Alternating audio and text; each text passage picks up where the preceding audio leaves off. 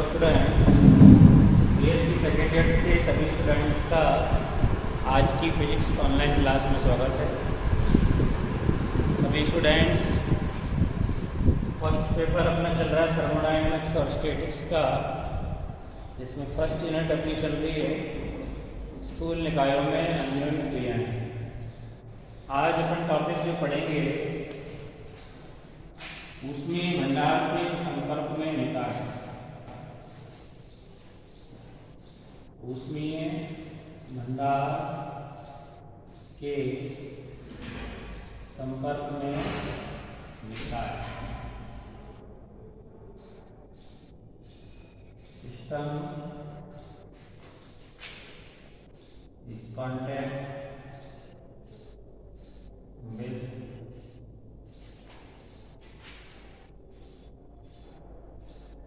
heat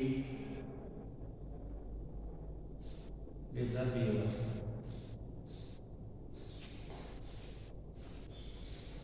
ऊष्मा भंडार के संपर्क में निकाय। अब ऊष्मा भंडार से क्या तात्पर्य है, पहले तो समझो। ऊष्मा का भंडार, तो भंडार का एक ही मीनिंग होता है जिसके पास अनलिमिटेड असीमित मात्रा में ऊष्मा ऊर्जा उपलब्ध हो, वो क्या कहलाता है, ऊष्मा भंडार। यानी ऐसा निकाय जिसके पास असीमित अनलिमिटेड बहुत अधिक मात्रा में ऊष्मा ऊर्जा उपस्थित हो। या यूँ कह सकते हैं कि कोई निकाय अगर उससे ऊष्मा ले तो उसकी ऊष्मा पे कोई फर्क नहीं पड़े। जैसे अपन बात करते हैं समुद्र है, समुद्र में से 2 लोटा पानी निकाल लिया, समुद्र के पानी पे कोई फर्क नहीं पड़ा। तो समुद्र क्या है, जल का भंडार, वो वाटर रिजर्वियर कहला सकता है। तो हीट रिजर्वियर ऊष्मा भंडार का मतलब अत्यधिक मात्रा में ऊष्मा जिसके पास उपलब्ध हो वो कहलाता है ऊष्मा भंडार। जैसे उसके संपर्क में कोई निकाय है तो एक पूरा वातावरण जो अपन कहते हैं, परिवेश चारों तरफ का, तो बहुत बड़ा है, इसके पास ऊष्मा की कोई कमी नहीं है, अनलिमिटेड ऊर्जा है, तो पूरा परिवेश जो है वो ऊष्मा भंडार कहला सकता है। और उसके संपर्क में कोई निकाय, मतलब जैसे कमरा, एक कमरा तो एक निकाय हो गया, और किसके संपर्क में है ये, वातावरण परिवेश के संपर्क में, तो परिवेश पूरा जो है वो हो गया ऊष्मा भंडार। ऊष्मा भंडार के संपर्क में निकाय हो तो अभिगम्य व्यवस्थाओं की संख्या किस तरह चेंज होगी, ये अपन आज डिस्कस करेंगे। तो समझने के लिए मान लीजिए ये ऊष्मा भंडार, अनलिमिटेड ऊष्मा ऊर्जा का स्रोत, ऊष्मा भंडार। इसके संपर्क में कोई निकाय है, जैसे कमरा, ऊष्मा भंडार हो गया वातावरण, वातावरण के संपर्क में ये कमरा। अब इस कमरे में निकाय जो है इसको कई निकाय मान लेते हैं, और ऊष्मा भंडार को एडैश, इसकी ऊर्जा ई और इसकी ऊर्जा ई डैश, और दोनों को मिला के क्या कहलाएगा, संयुक्त निकाय। जैसे पहले भी अपन पढ़ चुके हैं।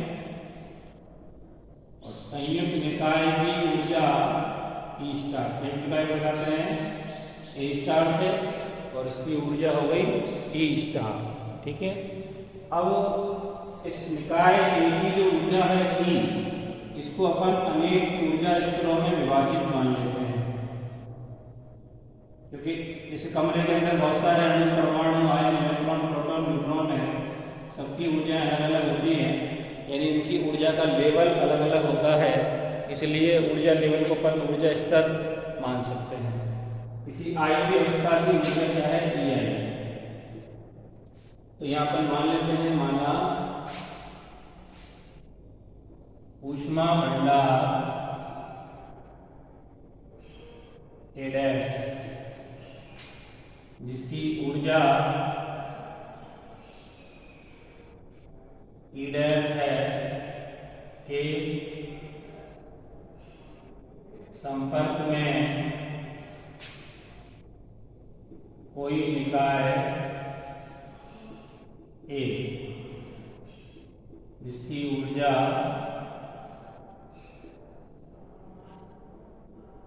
E है वो अनेक ऊर्जा स्तरों में विभाजित मान लिया जाए। अनेक ऊर्जा स्तरों में विभाजित मान लिया जाए। तो ए निकाय जो है, जो ऊष्मा भंडार के संपर्क में है, उसकी ऊर्जा E को अनेक ऊर्जा स्तरों में विभाजित मान लिया जाए। अब माना किसी IV अवस्था की ऊर्जा, माना किसी IV अवस्था या IV ऊर्जा स्तर की ऊर्जा कितनी है, EI। पूरे निकाय की बात नहीं करें, किसी IV अवस्था की बात कर रहे हैं। IV अवस्था ऊर्जा EI है, तो संयुक्त निकाय की ऊर्जा कैसे लिखेंगे? संयुक्त निकाय की ऊर्जा, तो संयुक्त निकाय की ऊर्जा का ऐसा करें अपन E स्टार से। तो E स्टार जो संयुक्त निकाय की ऊर्जा है वो बराबर हो जाएगी ऊष्मा भंडार की ऊर्जा E डैश प्लस A निकाय की IV अवस्था में ऊर्जा EI। E डैश बराबर लिख सकते हैं E स्टार माइनस EI। तो इस भंडार जिसको अपन A डैश निकाय मान रहे हैं, उसकी अभिगम्य अवस्थाओं की संख्या क्या लिखेंगे? अतः ऊष्मा भंडार A डैश की अभिगम्य अवस्थाओं की संख्या, यानी जब A निकाय IV अवस्था में है तब, A निकाय जब IV अवस्था में है तो ऊष्मा भंडार के गैस की अभिगम्य अवस्थाओं की संख्या क्या लिखेंगे? ओम डैश E डैश, या ओम डैश E डैश की जगह लिख सकते हैं E स्टार माइनस EI। ओम dash E star minus EI, क्योंकि EI जो है वो एक IV अवस्था की ऊर्जा है, बहुत ज्यादा है E स्टार की तुलना में, इसलिए E डैश यानी ओम डैश E डैश लगभग बराबर लिख सकते हैं ओम डैश E स्टार। अब इस IV अवस्था में होने पर प्रायिकता क्या होगी? A निकाय की IV अवस्था में होने पर A डैश निकाय की प्रायिकता EI बराबर, EI समानुपाती होगी किसके? अभिगम्य अवस्थाओं की संख्या की। प्रायिकता का समानुपाती होगी अभिगम्य अवस्थाओं की संख्या। भंडार की जो अभिगम्य अवस्थाओं की संख्या है ओम डैश E डैश, उसके समानुपाती। समानुपाती निर्णय की निर्माण लगा सी और ओम डैश E डैश के लिए क्या लिख देंगे? यहाँ से E स्टार माइनस EI। अभी इसको समीकरण नंबर लिख दिया अपने 2 और ये हो गया 3। अब इसका मान अपन निकालेंगे टेलर श्रेणी अनुसार सूत्र से, जहां C क्या है? एक नियतांक है जो ऊर्जा अवस्थाओं पर निर्भर नहीं करता है। ऊर्जा अवस्थाओं पर निर्भर नहीं करता है। अब इसका जो मान अपन निकालेंगे वो टेलर श्रेणी प्रसार सूत्र से। तो टेलर श्रेणी प्रसार सूत्र कहते हैं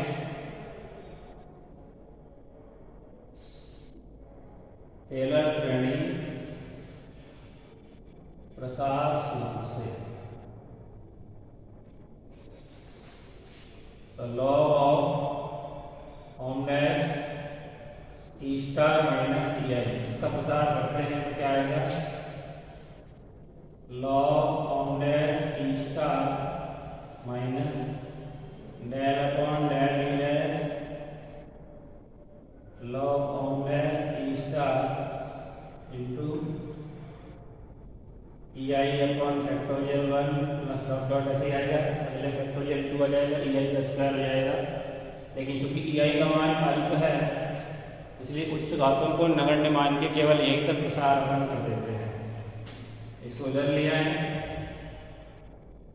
तो log of dash E star minus E I minus इसको इधर ले आओ log of dash E star बराबर, अब ये मान क्या है, बीटा प्रचार है कि नहीं, तो बराबर माइनस का बीटा, इसकी जगह बीटा हो गया ई आई और फैक्टोरियल 1 का मान 1 ही होता है।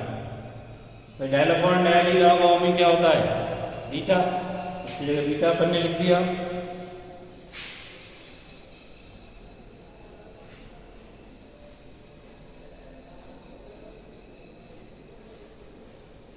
अब इसके बाद थोड़ा और सॉल्व करेंगे तो लॉग की प्रॉपर्टी से ये बटे हो जाएगा माइनस में है ये ओम dash E star minus D I बटे ओम डैश ई स्टार और बराबर हो गया minus of beta E M. Log हटाएंगे तो ओम dash E star minus D I बटे ओम डैश ई स्टार बराबर ई की घात माइनस बीटा ई यानी ओम dash E star minus E आई बराबर हो गया, इसको बदल ले जाएंगे ओम डैश ई स्टार इंटू ई की घात माइनस बीटा ई आई। समीकरण नंबर हो गया 4। अब ये 4 से जो मान है वो किसमें रख दो, 3 में है ना, ये ओम dash E star minus E आई, ओम dash E star minus E आई का मान क्या आ गया, ओम डैश ई स्टार ई की घात माइनस बीटा ई आई। तो समीकरण 4 से मान समीकरण 3 में रखने पर तो प्रायिकता पी आई बराबर क्या हो गया सी और ओम dash E star minus E I की जगह क्या हो गया ओम dash E star into T की घात माइनस बीटा ई आई। अब तो किसी कांस्टेंट है ऑलरेडी और ई स्टार संयुक्त निकाय है, जो विलगित होता है उसकी कुल ऊर्जा नियत रहती है, तो ऊर्जा नियत है तो उसकी अभिगम अवस्थाओं की संख्या भी नियत रहेगी, तो इन दोनों को मिला के नया नियतांक लिख देते हैं। तो पी आई बराबर बड़ा सी लगा दो ई की घात माइनस बीटा ई आई। समीकरण नंबर हो गया 5। यहाँ बड़ा सी इसके लिख दिया स्मॉल सी और ओम डैश ई स्टार, इसी का नियतांक है। और ई स्टार जो होता है संयुक्त निकाय की कुल ऊर्जा है जो विलगित होने के कारण संरक्षित होती है, नियत होती है। जो कुल ऊर्जा नियत है तो संयुक्त निकाय की अभिगम्य अवस्थाओं की संख्या भी क्या रहती है, नियत रहती है। इसलिए दोनों को मिला के नया नियतांक बना के इसको भी नियत बना दिया। तो प्रायिकता क्या हो गई अपनी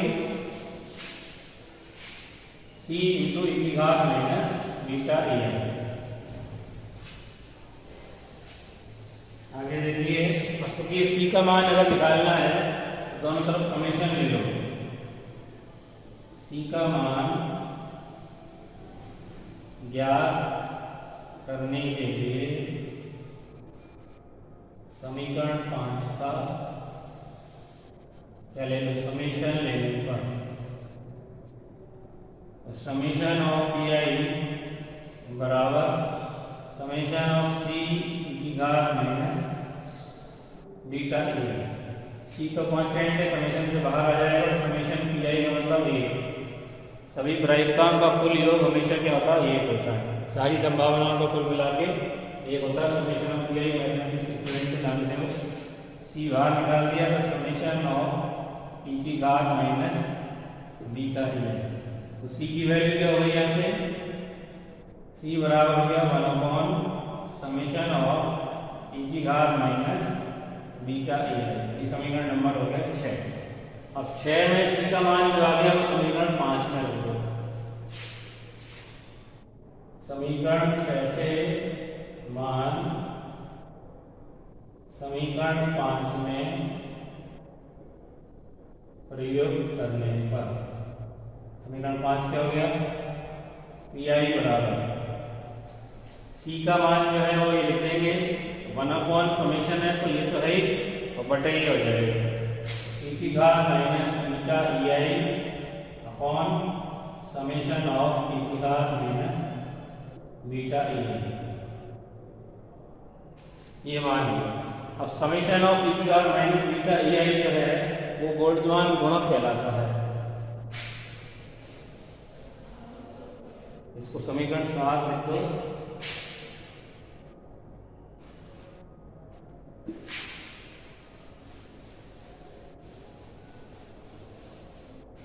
समीकरण 7 में पद e की घात माइनस ऑफ बीटा ei क्या कहलाएगा? बोल्ट्जमान घटक या गुणक कहलाते हैं तथा निकाय की सभी अवस्थाओं तो किसी आई भी अवस्था के लिए है जिसका माइनस बीटा ei, ऐसी बहुत सारी अवस्थाएं होंगी। आई भी का मतलब तो किसी एक पर्टिकुलर होती है 5वीं 6वीं 10वीं सबका जो समीशन आएगा निकाय की सभी अवस्थाओं में बोल्ट्जमान घटकों का योग उस निकाय का समविकरण फलन कहलाता है। निकाय का क्या कहलाता है? समविकरण फलन कहलाता है। जेड से इसको शो करेंगे तो समविकरण फलन जेड बराबर समविकरण फलन जेड बराबर हो गया समेशन ऑफ e की घात माइनस बीटा ei। समविकरण फलन क्या है? निकाय ए जो अपन ने इसको बहुत सारे ऊर्जा स्तर डिवाइड माना था उसकी सभी ऊर्जा अवस्थाओं के बोल्ट्जमान गुणकों का या घटकों का कुल योग क्या कहलाता है? उस निकाय का समवितरण फलन कहलाता है। तो ये समवितरण फलन हो गया निकाय का। इस तरह से फल ऊष्मा भंडार के संपर्क में एक तो प्रायिकता ज्ञात कर ली और इसमें जो बटे में मान है समेशन ऑफ e की घात माइनस बीटा ei ये समवितरण फलन है। यानी प्रायिकता pi बराबर सकते हैं e की घात माइनस बीटा ei बटे z, क्योंकि ये जो मान है वो समेशन ऑफ e की घात माइनस बीटा ei क्या कहलाता है? निकाय का समवितरण फलन। अब इसके आधार पर अपन किसी निकाय की माध्य ऊर्जा ज्ञात करेंगे। अगला टॉपिक इसका वो है निकाय की माध्य ऊर्जा।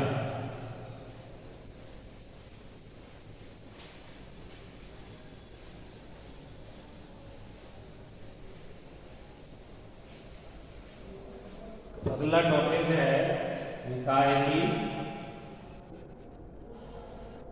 माध्य ऊर्जा।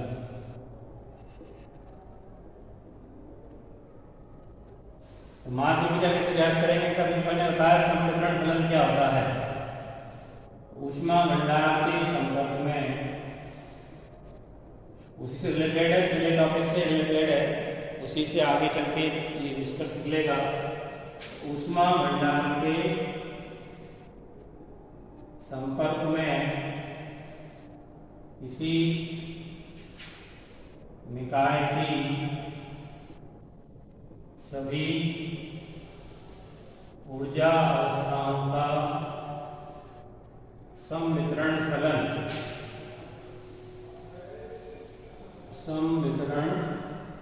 फलन जेड बराबर क्या होता है? समेशन ऑफ e की घात माइनस बीटा ei, जहाँ बीटा बराबर होता है 1/80। टेम्परेचर के रूप में बीटा प्राचार पहले डिस्कस कर चुके हैं, बीटा बराबर है 1/80। तो अब ये प्रायिकता जो हमने ज्ञात की है आई वी अवस्था में होने की प्रायिकता। प्रायिकता पी आई बराबर क्या बताया था, ई की घात माइनस बीटा ई आई बटे समीशन ऑफ ई की घात माइनस बीटा ई आई, या ई की घात माइनस बीटा ई आई बटे समीशन ऑफ ई की घात माइनस बीटा ई आई का मतलब हो गया z। इसको लिख दिया हमने समीकरण नंबर 2। ठीक है, अब चूंकि माध्य ऊर्जा निकालनी है, किसी आई की अवस्था में ऊर्जा क्या है, ई आई। माध्य ऊर्जा कैसे निकालेंगे, आई की अवस्था में होने की प्रायिकता पी आई और आई की अवस्था में ऊर्जा ई आई है। तो माध्य निकाय की माध्य ऊर्जा कैसे ज्ञात करेंगे, ई बार से इसको दिखा दें। तो आई की अवस्था में ऊर्जा एक अवस्था में ऊर्जा ई आई प्रायिकता से गुणा कर देंगे तो summation of P I into E I. एक ऊर्जा अवस्था में ऊर्जा कितनी है, ई आई, और उसकी प्रायिकता क्या है, पी आई। तो पी आई ई आई एक अवस्था की कुल ऊर्जा हो गई और फिर इसका समेशन कर दिया तो माध्य ऊर्जा हो गई। तो summation of P I E I, P I का मान यहाँ से लिख दिया अपन ने, ये ए की घात minus beta E I into E आई बटे समेशन ऑफ ई की घात माइनस बीटा ई आई। यही का मान ये रहा, ऊपर समेशन लगा हुआ है, समेशन लगा दिया, ए की घात माइनस बीटा ई आई ये है ही और समेशन बटे वही है। अभी इसको समीकरण नंबर हमने लिख दिया कितना, 3 लिखते थे। अब क्योंकि z बराबर क्या है, समेशन ऑफ ई की घात माइनस बीटा ई आई, इसका अगर अपन अवकलन करें इस तरह से कि ई आई आने से बीटा के सापेक्ष अवकलन करें तो del Z upon del beta बराबर क्या हो गया, बीटा के साथ अवकलन summation as it is E की घात का ई घात ही होता है, ई की घात माइनस बीटा ई आई का अवकलन हो गया ई घात माइनस बीटा ई आई, और बीटा ई आई का क्या आ जाएगा, माइनस ई आई। तो यहाँ से जो ऊपर वाला मान है समेशन ऑफ ई की घात minus beta E I into E I, इसकी जगह पर रखते हैं minus del Z upon del beta, और नीचे वाला जो मान है समेशन ई की घात माइनस बीटा ई आई, उसकी जगह जेड है। तो समीकरण 3 को अपन क्या लिख सकते हैं, समीकरण 3 से तो माध्य ऊर्जा विभा बराबर क्या हो गया, ऊपर का जो मान है समेशन ऑफ ई की घात minus beta E I into E I, उसकी जगह क्या आ जाएगा, del Z upon del beta, del Z upon del beta, minus का है तो माइनस लगा दिया, अपॉन बटे में इसकी जगह क्या हो जाएगा, जेड। तो ई बार बराबर हो गया minus del Z upon del beta into Z. अब इसको एक ऐसे अवकलन के रूप में लिखें तो क्या लिख सकते हैं, minus del upon del beta log Z. इसको ऐसे लिख सकते हैं कि नहीं, नहीं जब इसका अवकलन करेंगे लॉग जेड का 1 अपॉन जेड, ये वहां किसी है माइनस 1 अपॉन जेड और del Z upon del beta. तो लॉग जेड का 1 अपॉन जेड होता ही अवकलन, और फिर जेड का del Z upon del beta, तो ई बार बराबर minus del upon del beta of log Z लिख सकते हैं कि नहीं। इसको अभी समीकरण नंबर लिखते हैं 5। अब चूंकि बीटा को अपन टेम्परेचर के रूप में लिखेंगे तो बीटा बराबर क्या होगा, ऊपर लिखा हमने 1 अपॉन केटी। तो चूंकि बीटा बराबर 1 अपॉन केटी, इसका टी के सापेक्ष अवकलन करो, टी के सापेक्ष क्या करो, अवकलन करने पर तो क्या है, अवकलन करेंगे तो del beta upon del T बराबर, टी के सापेक्ष कर रहे हैं, ये तो कांस्टेंट है, 1 अपॉन के ऐसे कैसे रहेगा, ये तो कांस्टेंट है, इसका कोई चर राशि से लेना देना है ही नहीं। अब टी का करेंगे जो 1 अपॉन टी का, 1 अपॉन टी का क्या आएगा, minus of 1 upon T square, यानी कुल मिला के जो मान आया हमारे पास del beta upon del T बराबर minus of 1 upon K T square. इसको समीकरण नंबर 6 लिखें। अब समीकरण 5 में ये वाला मान अपने को यूज करना है, क्योंकि टी के रूप में माध्य ऊर्जा निकालेंगे तो समीकरण 5 में कैसे यूज करेंगे, देखो समीकरण 5 से तो माध्य ऊर्जा निकाय की दीवार बराबर minus del upon del beta है, तो देखो डेल टी के रूप में अगर इसको लिखें तो minus positive del upon del T log Z और del T upon del beta, ऐसे लिख सकते हैं कि नहीं। इसको डेल अपॉन बीटा है तो अपने इसको ऐसे कर सकते हैं, डेल टी से ऊपर नीचे गुणा कर दिया, डेल टी यहाँ कर दिया, डेल टी यहाँ कर दिया, लिख दिया, तो ये मान इसका ये हो गया। आगे जब मान इसका रखेंगे, देखो आगे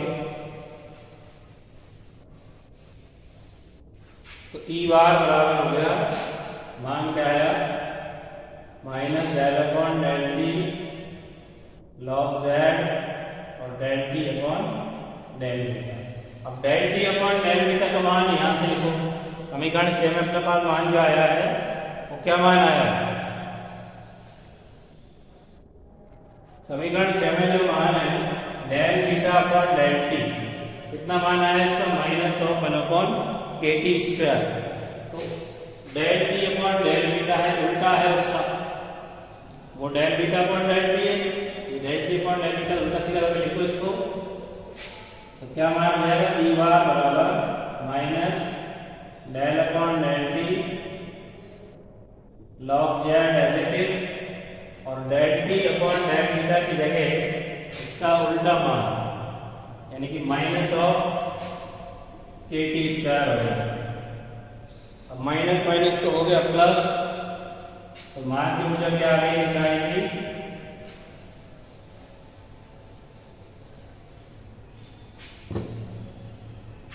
ई बार बराबर हो गया माइनस माइनस प्लस हो गया के टी स्क्वायर और del upon del T of log Z.